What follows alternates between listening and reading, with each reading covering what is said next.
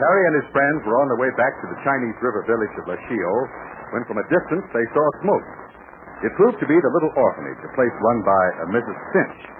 And now it was in flames. As soon as Burma found out the children were safe in another house, she took charge. And in today's transcribed adventure, we'll learn what happens next. Terry and the Pirates is brought to you by the makers of Libby's Pineapple Juice, one of Libby's 100 famous foods. If there's one kid I feel sorry for, it's the boy or girl who forgets to send for his periscope.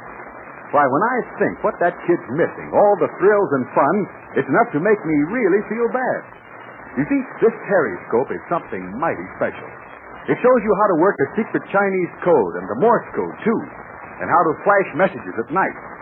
Now, there are games on this periscope. A treasure hunt game with a special playing board, and a crazy picture game that'll sure have you in stitches. But all those things are just extra features. They're plenty exciting, all right, but the real payoff is this. This periscope is just like the one Terry invented and put together in the show. Now, you know what it's meant to our friends and their adventures. Boy, they've sure got out of some mighty hot places with its help. Well, now, naturally, anybody'd be keen to have a periscope like that, one that lets them see around corners and way up over their heads, and that's exactly what you can have for just $1 and 2 Libby's labels. Yes, that's all you need. So get a label from Libby's Tomato Juice and one from Libby's Pineapple Juice. Print your full name and address on the back of one, and then mail them along with $10 to Terry in care of Libby's, Chicago, Illinois. Libby's is spelled Libbys.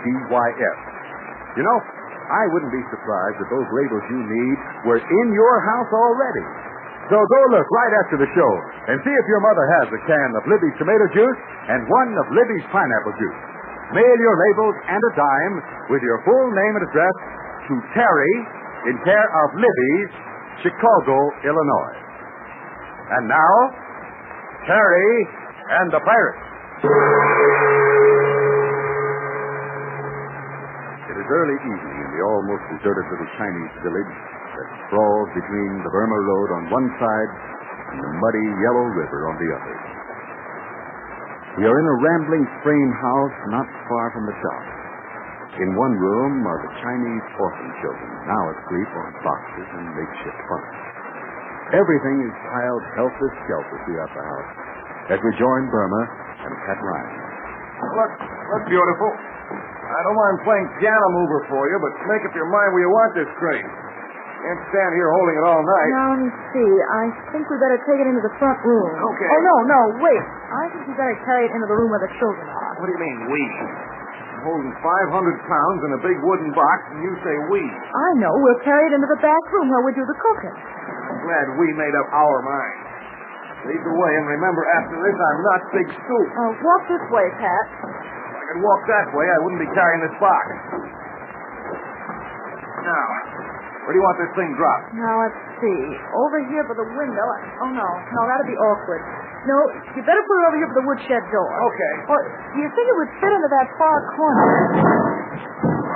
Lady, I know one place it won't fit, and that's on my shoulder where it's been for the past 10 minutes. Now, when you decide exactly where you want it, just tell me. Well, is the big, strong, and handsome getting mad? Look, I don't mind working for my dinner. We'll never get these new quarters settled the way we're going, Burma. Oh, we're doing pretty good, Pat. Everybody's doing something. April and Terry are fixing up the dining room, and Captain Blaze and his daughter are policing up outside, and Connie's trying to round up some extra maid help, and here we are. Isn't it wonderful? I guess so. It makes you happy to fuss like this, okay, but let's make sure we don't have another fire. What? Just what I said. The orphanage fire was started by somebody. It wasn't an accident. How do you know that? Because I was snooping around the ruins, and I know enough about fires. You're a fire inspector. Was there ever anything you weren't? Yes. I never tried to pin a medal on a shadow. And how did the fire start, Mr. Detective? Very simple. Oil for the lamps of China was spilled in the kitchen. That's all. Why should anybody want to set fire to an orphanage? I'm sure I don't know, Madam Quiz. Oh, I'm sure I know. Mrs. Finch! Oh, I'm so glad you came back. Hello.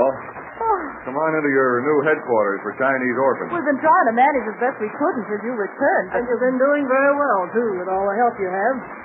Now, what was this chatter about a deliberate fire? Well, that's the way I figured, Mrs. Finch. Oh, but I don't think Mr. Ryan is right. The fire was started by some troublemaker. Well, do you know who did it? Well, I have a pretty good idea. I think I know why. Well, now we're getting somewhere. Let's have it. Very well, I'll tell you. Then I'm going to say goodbye. Goodbye. You going away? That's the usual reason for saying goodbye, isn't it? Yes, I have special orders. I can't tell you what they are, but I have to pull out within an hour. But, well, what about the children? Well, you're here, aren't you? You're very capable. But I don't know how to handle children. I'm not a mother. Listen to her, Mr. Ryan. What's that got to do with it, Burma? Besides, she'll only take charge for a short while. I've arranged for a woman to come up the road and take charge, but until she gets here, you will have to manage. And Burma will do very well, too, Mrs. Finch. She's got us all working tooth and nail. She cooks supper for the youngsters, and I wish she'd relax so I could relax, too. Oh, by the way, Burma, I must warn you about the food supply. Yes? Luckily, I discovered the fire in time, so I managed to get the children out, as well as the big food storage bin. Here are the keys. All right. Now, don't let them get out of your hands. There isn't much food left, and it'll be some time before we can get more. Oh, I'll take charge of the keys, but I've been expecting a small steamer up the river. It's already 2 weeks late. You can't count on anything with a war going on. And when the steamer does arrive? It'll have supplies for the orphanage. In these times, you can't tell about anything. So watch that food bin carefully. I will. And now, what about the danger right here? Yes, about the fire. Well, I think it was started by a local native. One of 3 or 4. How come? Quite simple. They wanted food. I caught them stealing once, and I drove them off. They've been back, but they were afraid of me. Small wonder. So, you think I'm a battle act too, Mr. Ryan? Oh, no. Well, I mean, yes. Yes, he does, Mrs. Finch. Well, now, is that any way to talk, Burma? I'm not the least bit annoyed, Mr. Ryan. Out here, you have to be hard-boiled if you hope to live very long. Your Burma will find that out soon enough. So, both of you, remember what I said. Keep your eyes open for Han and his friend. Han? Was that one of the local boys who want to make with the food? Yes. He's as yellow as a river out there. But with a gun and a few pals, he may be dangerous.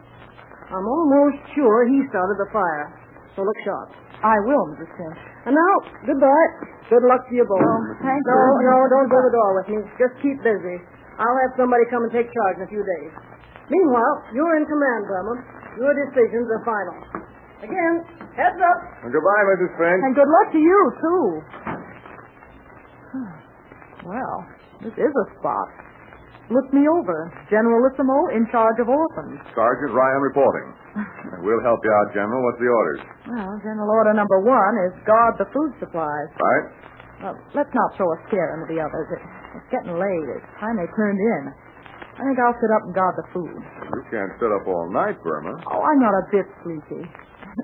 With Mrs. Finch gone, I guess I'm too excited to sleep. Just the same, you can't sit up alone. You'll fall asleep in no time. Well, I thought I could fix a bunk, not in here where the food bin is, but well out there in the corridor. I wake up easily. I've got a gun handy. That won't be much help. If you're going to do any watching, you ought to be where you can see and yet not be seen by any prowler. How am I going to do that? From that next room. Right in there. You can make yourself comfortable in here. How'll I be able to see out here where the food bin is? We had a few locks on these doors. We could all rest easily, but nobody believes in locks and bolts. And I'll get the periscope and we can adjust it. Oh. So you can look out into this room. We'll leave a lantern lit in here near the food bin. The periscope. Oh, that's so. I'd forgot. Hey, does Terry still have it? Yeah, I'll get it. And then we'll leave the door open just an inch or so. Well, where do you get this business? This is my job, Pat. Just get the periscope and I'll manage. Now look, General Burma. The old Sarge is going to sit up with you. 4 eyes are better than 2, and it's a long way till morning. You get the periscope, and I'll fix a place where I can watch this room through it. We'll see to it that nobody gets that food.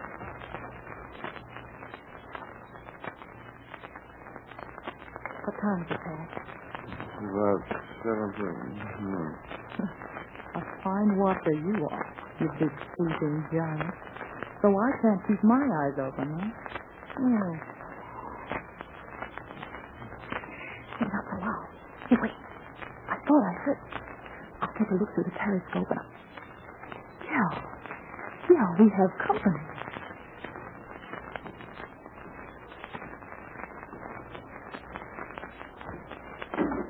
All right, drop those bundles and put up your hands. No, lady. No, don't. You heard me. Drop those packages and be quick about it. No, that's some lady. It's no. Look, I've been sitting up all night just to meet you. Now put down that food and be quick. No, can't stop. No woman say Look, my unwashed friend, you set fire to that other building. You'll be shot for that, and then you'll never eat again. Must have money food. Lady, give hand keys for food, right? I'll give you a lot more than that. Lady, hit man. It's Drop those things. Drop them, I...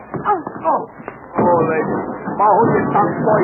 Pat, come here. Of course, young babe. What's going on here? What's up? Oh, help me pick up these bundles of food, Curly Lock. Huh? Sure, but what? What's been left in my eyes? You were asleep, Pat. Oh. Never mind. I did very well without you. What happened? Well, I looked through the periscope from the other room, and I saw him come in and open the cupboard, and he loaded his arms with boxes. Who's he? Come on, let's go get him. Now, just relax, Mr. Ryan. You haven't been such a rattling big success tonight, so why not let little Burma carry on? Well, you looked through the periscope. Oh, yeah, now I remember. And you were just resting your eyes, huh? Uh-huh. Well, for a man who sleeps light, you sure snore heavy. Never mind about me. What about the fellow who tried to steal the grub? Know who he is? Yeah, he's a fellow named Han, and there's a few pals that hang around with him. Han's sort of a town bully. Well, what do we do about him? Well, there's no chance to find him tonight. Why don't you go and bed yourself down? We'll worry about Han and his friends tomorrow. They won't be back again tonight. Say, I'd like to have seen you sock that fella. I'm pretty good when I get fighting mad, Mr. Ryan. So why don't you go and get your beauty sleep? That little Burma straighten things up, huh? Yeah, unless I'm mistaken, we're due for more trouble with Han and his hoodlums. They're hungry, and hungry men are bad business. Good night. Yes, that blonde Burma is right about expecting more trouble.